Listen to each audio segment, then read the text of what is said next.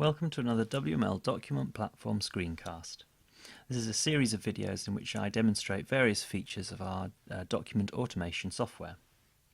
In this screencast, I'm going to be talking about our new HTTP post feature. This allows you to send a print file or data onto our system simply using an HTTP post request. You can also use a GET request, but post is the best fit for this. So we're looking here at the web interface of a PDF Plus, and we've got a couple of queues down here. The first one, in_data, is the one I'm going to use. So I'm going to click on that row and expand it out.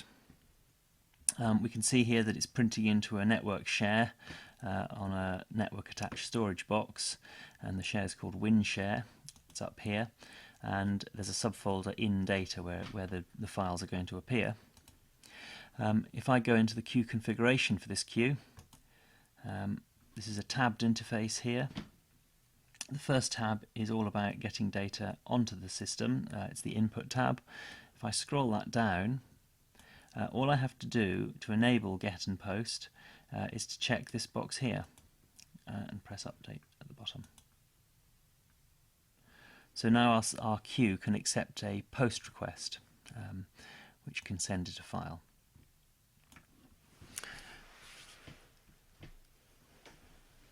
So, having enabled that, let's look at the data that we're going to send onto the system.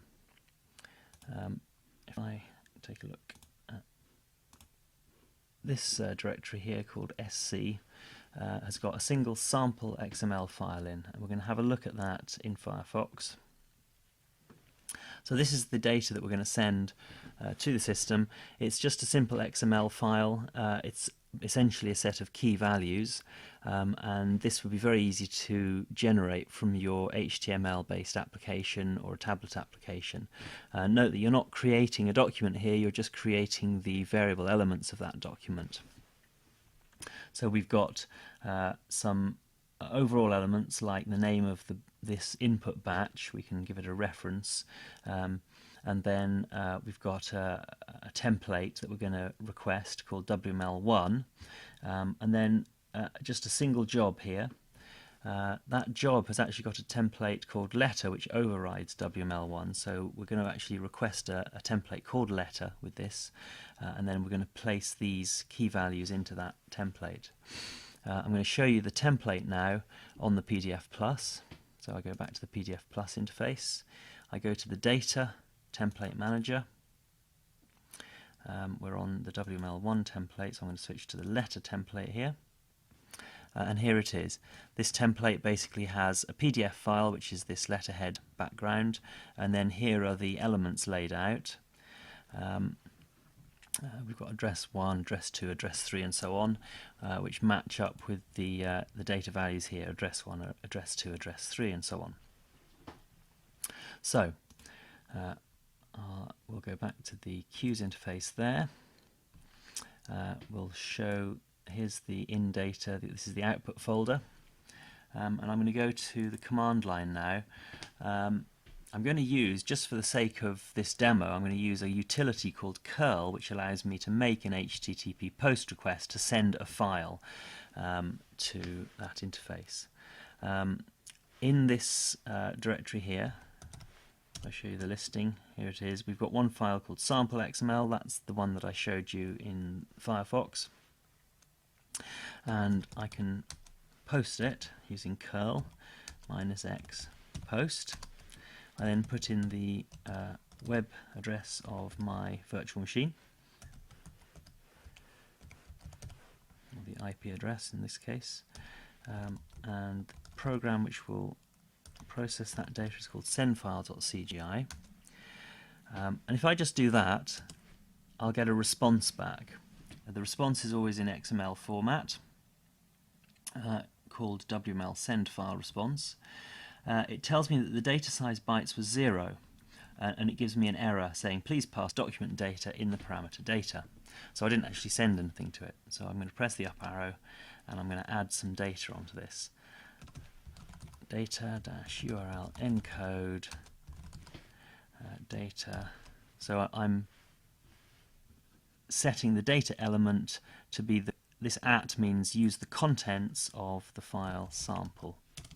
Just typed it, .xml.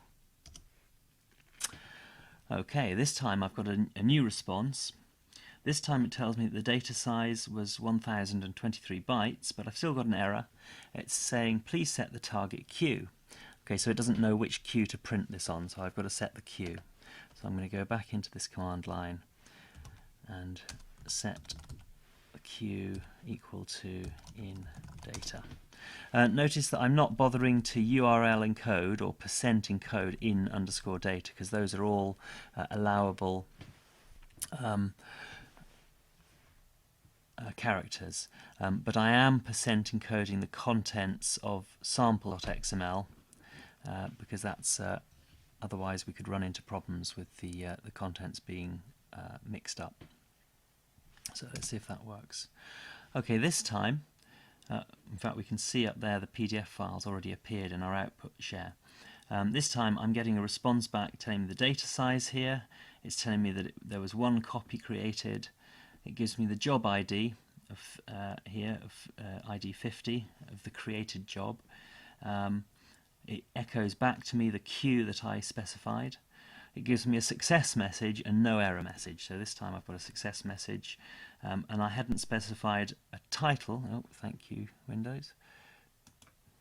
It specified a title and a username there. And the job's been printed and it's created a PDF file there. So you can see this is a way to really easily add document creation to your HTML5 or tablet application. For more details on our software, you can always access our website at wmltd.co.uk. Thanks very much for watching.